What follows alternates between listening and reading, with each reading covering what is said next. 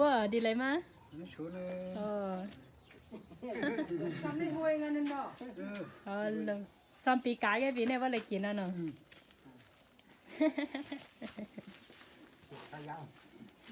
เดี๋ยวเมื่อนำรันเนี่ยย่าหน่อยเดี๋ยวปันเมื่อนำรันเนี่ยสองเฮ้ยว้าว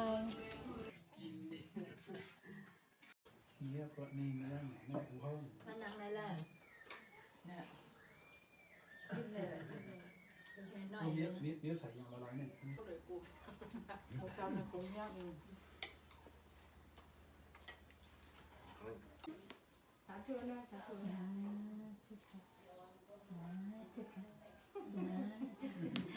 หมอช่วยกันนะเดี๋ยวมันน่ะเดี๋ยวมันก็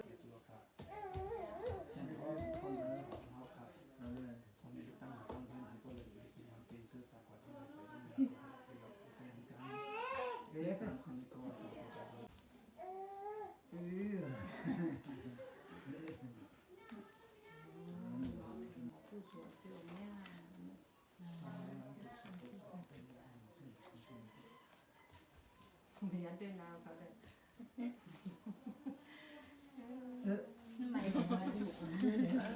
ตอนนี้ก็กำลังจะเอาของต่างเราซื้อสัตว์นะคะก็คือสั่งเขาทำให้แล้วก็จะเอาไปน้ำรันค่ะเมื่อยาวเมื่ออยู่จ้ำเมว่าเมื่อรันได้ไม่อยู่ที่จิมรันนะเต้นคิดเต้นให้นั่งอยู่ให้นั่งเลยโอ้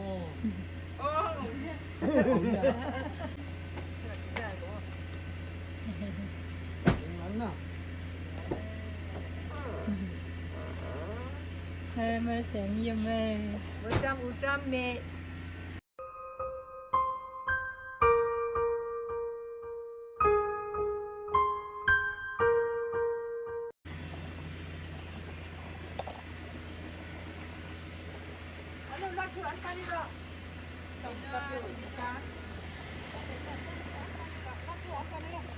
มาโคมันไม่ได้การเข้าลองเชือดก่อนนี่แหละนั่นอย่างนี้ลองเชือดก่อนนี่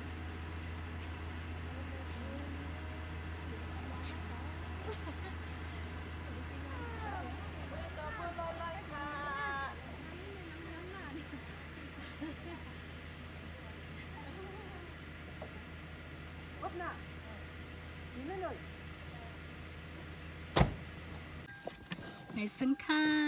นะเลยไม่ซึ่งค่าสวัสดีค่ะตอนนี้ก็ถึงเวลากลับแล้วนะคะถึงขายามเมื่อขึ้นน้ำรันยาวค่ะตอนนี้เราก็ออกจากที่บ้านมานะคะเป็นเวลา10 โมงค่ะไม่รีบเพราะว่ารถเราเองเน็ตค่ะนะบอกมาเมื่อเร็วก็มี10 โมงนะคะตอนนี้เราก็กลับแล้วนะคะถึงเวลาสักทีจริงๆยังไม่อยากกลับเลยแต่ว่าต้องกลับไปทำงานอีกอย่างพี่แสงก็จะไปเรียนถ่ายรูปเพิ่มค่ะใช่ไหมกลับไปคงไม่ได้พักผ่อนอะไรมากตอนนี้ก็มากับสาวหล่อแน่ได้กันเลยชิวค่ะกันละเซียวน่ารักมากน้องอันนี้ก็คือหลานนะคะหลานนี่ก็เหมือนกันหลานชื่อว่าคือฮันน่าเนี่ยเนี่ยแน่นอนชื่อว่าคือเนี่ยนั่งเสียงจริงค่ะนั่งเสียงจริงว่าสาวหล่อนะคะสาวหล่อในก้อนไทยเขาห้องมาสาวฮังลีจังก้นใจจะมันท้องว่าคืออ่ะจะโชว์จะมั่งใครจะโชว์กลับแล้วค่ะโมยาค่ะมาอยู่เป็นเวลา20 กว่าวันเลยนะคะคราวนี้อยู่เยอะมากอยู่นานมากมันมีคักเนี่ยกับวิคันเสียงมาอยู่ซ้ำเฮาเพิ่งอย่าเบิ้ลไปก็ได้มา2 ไงเมื่อมันได้มาลือเต็มมาเนี่ยบอกในได้มาลือเต็มโอ้โหเขาไปใครเมื่อหัว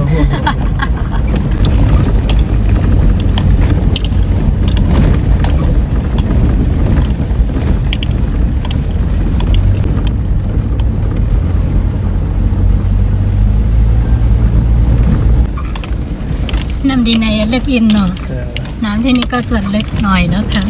มาเชียร์ลึกมั้ย ลึกมาก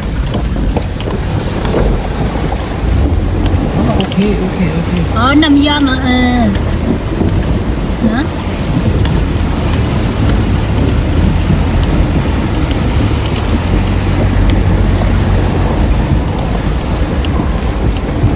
โอ้โอเค เออ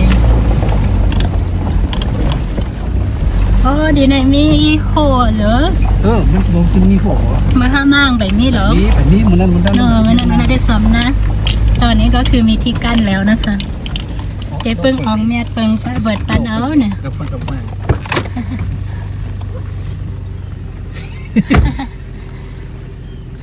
คราวนี้เราไม่ต้องเปิดเองนะคะ เพราะว่ามีหลานมาด้วย มาแล้วค่ะเลยเปิดทั้งกล้วยเอาว่า มีหลานมาจอมงั้นลองทายกันดูว่าจะมีอีกกี่ที่เขาว่าแต่ก็แทง2ตีใครได้มา อ๋ เนาะ อสีตีก็ดังสีตี ซื้อก็แทง4ตีคือว่า4ตีเนาะเขาว่าแทง2ตีถ้าว่าเดมี3ตีป้าตีไหนให้ได้ว่าใครได้ถูกใครได้ผิดคักในฝนก่อนบ่ตกนะเนาะ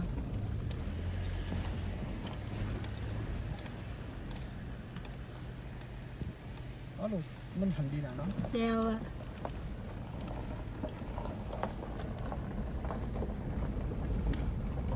สะพานนี้เคยสร้างสูงมาก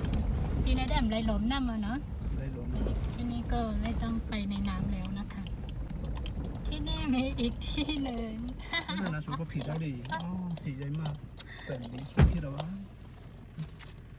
ไปย่าไม่เทียง รับตายห้องก็เลยปิดดังได้ชูชูเมาไหนสิ่งที่ว่ากันในพวกเมียกันมันมี2 เตียวน่ะว่ากันนั่นเรา3 ตีชูผิดแล้ว ไม่ยังไม่ยอมรับตราบใดที่ยังไม่ถึงน้ำปองคือยังไม่ยอมรับ ชูเมีย ไอซุป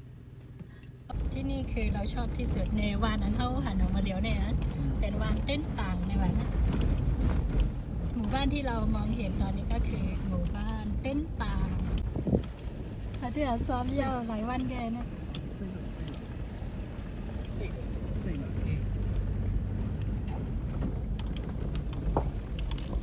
ทางนี้วิวทางด้านนี้คือสวยมากนะคะวิวถ่ายด้านในทางดีเป็นสุดแต่ว่าถ่ายไม่ได้เสียดาย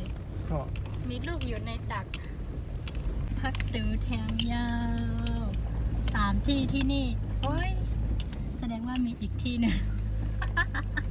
ที่3 ตีที่ไหนนะคะสรุปคือยอมแพ้เลย นวดนะเธอนวด ยอมแพ้ละพี่แสงบอก4 ที่โมบอก3 ที่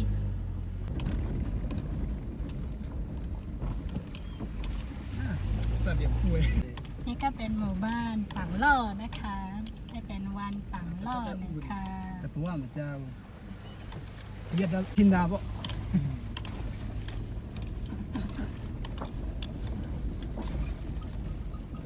แล้วจอมตังดิน โอ้มีใหม่เจ้อ อีหยังนี่ชัวหันเดี๋ยวมาไกลวะมามีกันได้นะ เนาะ มีนั่นสารนั่นแต่เพราะว่าผมมาโกเลยว่ามันเหมือนตังมีกา นี่ก็จะเป็นหมู่บ้านเมืองปายนะคะ ที่มาก นี่ก็จะเป็นเมืองปายค่ะน้ำหมอเดี๋ยวมากูป้องกูเด็ดเลยเนี่ยก็เป็นเจดีย์เมืองปายค่ะ พระเจดีย์เมืองปาย สาธุค่ะสาธุ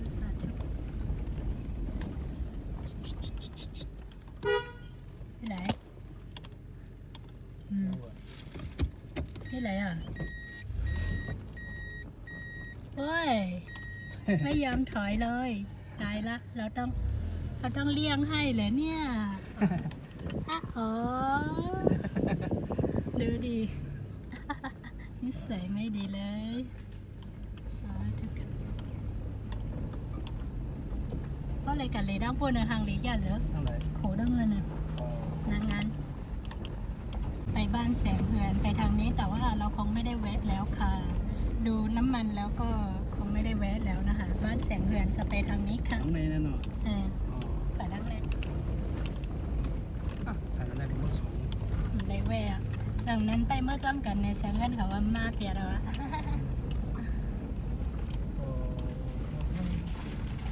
อู้ผีเสื้อสวยมาก นี่ ว้ายเยอะตายละ ทำไมทำไมมีอีกอ่ะ กูบอกคำเพชรแน่ เมื่อก่อนที่นี่ไม่ทำเนาะกูปอกที่ไหนมีเนาะโอ้ยยาทำไมเยอะจังเลยอ่ะแสดงว่าไม่ถูกสักคน เราถูก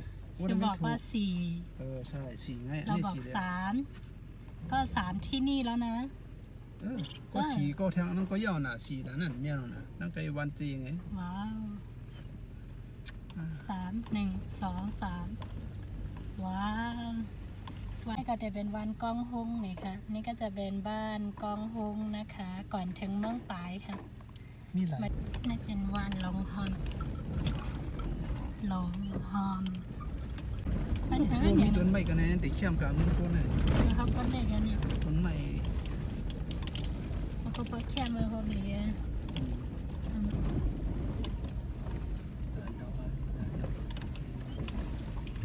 วันพาเสือ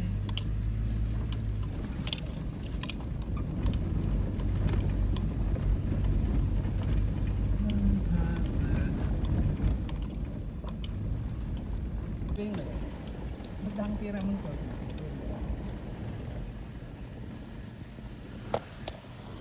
เนี่ยนะน้ำปองเถอะ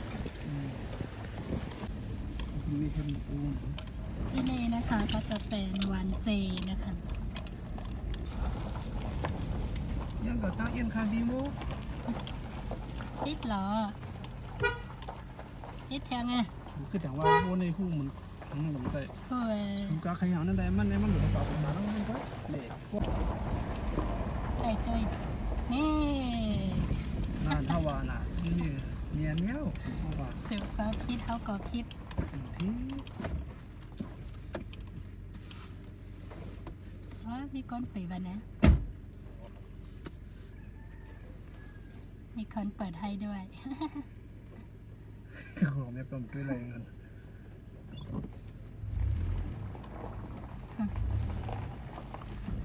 มันไปว่า ข้างหน้านี้ไปก็คือโอเคแล้ว ผ่านมาเป็นชั่วโมงกว่าแล้วเพิ่งจะมาดีตรงนี้ เดี๋ยวตั้งเส้นตั้งเดี๋ยววันเจกว่าได้ก็แค่มเยี่ยวค่ะ ตอนนี้ก็ไปปกติได้แล้ว ตอนนี้คือท้องแบบว่าปั่นปวดไปหมดเลย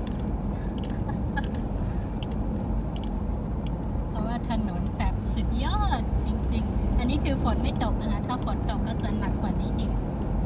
ในฝนตกก่อนนะเพราะฝนตกก็เด มันจะอยาก หน้าแค่ในอยากได้แถวก็หมู่บ้านจังย่านะคะ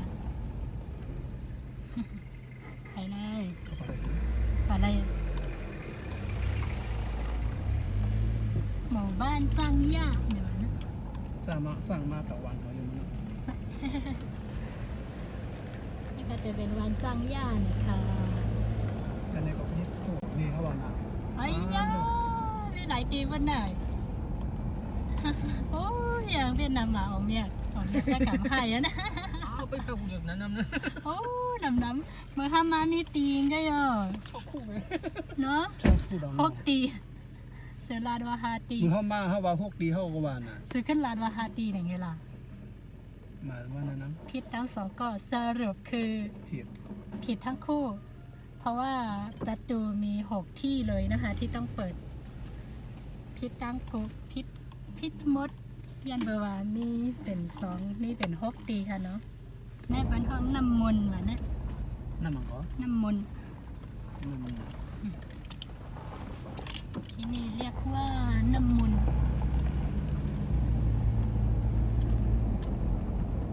โอ้นี่คือที่ทำวันมืออ่อยหมูเนี่ยเจ้า เป็นโต๊ะค่ะพี่สาวย้อนก่อนตั้งอินค่ะเป็นโต๊ะค่ะ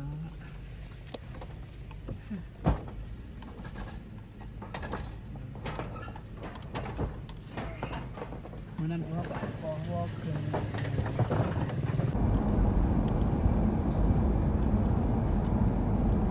ถึงน้ำปองยานี่ก็ถึงเมืองเตินแล้วนะคะ เมืองเตินแล้วก็น้ำปองจะติดกันค่ะเมืองเตินแห่น้ำปอง แล้วก็เดินจับกันค่ะโอ้ยังมีล้ออยู่เลย มาแล้วก็ถึงน้ำปองขึ้นเยอะค่ะ จะแวะบ้านพี่เขยก่อน ถ้าเด็กถึงกันในเอียนน่ะ เอาเดี๋ยวด้วยดีในก่อนเด็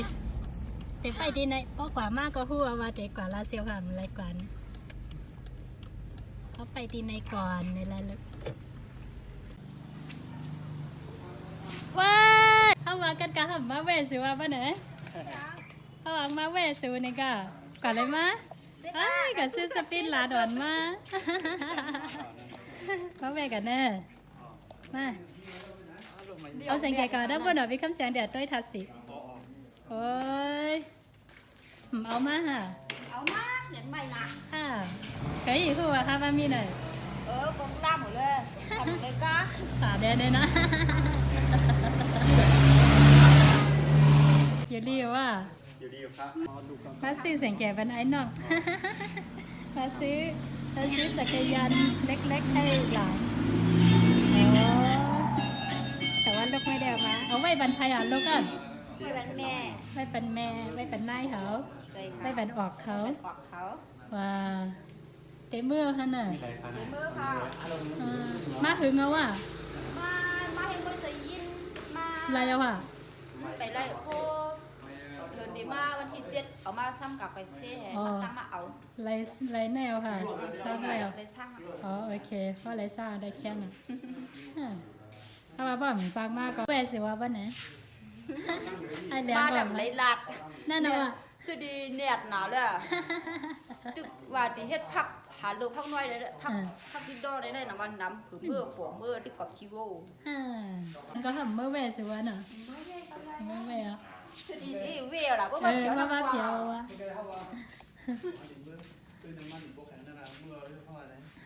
กางเพื่อนหาไหนมือเดียว แสงเยี่ยม ได้หลายเดือน ไปทาง ป้าหลันก็เมื่อลอยลอยเมื่อลอยน่ะ ชอบกัน ชอบว่ะชอบว่ะ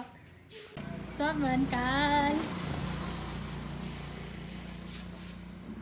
แบบไหนไงเจ้ามาพี่นางนะ ชอบมามาใจ นี่ เขา คือเบี้ยวนั่นน้องอ้างว่ะอีหยัง เจ๊ก็เมียวอ่ะนั่น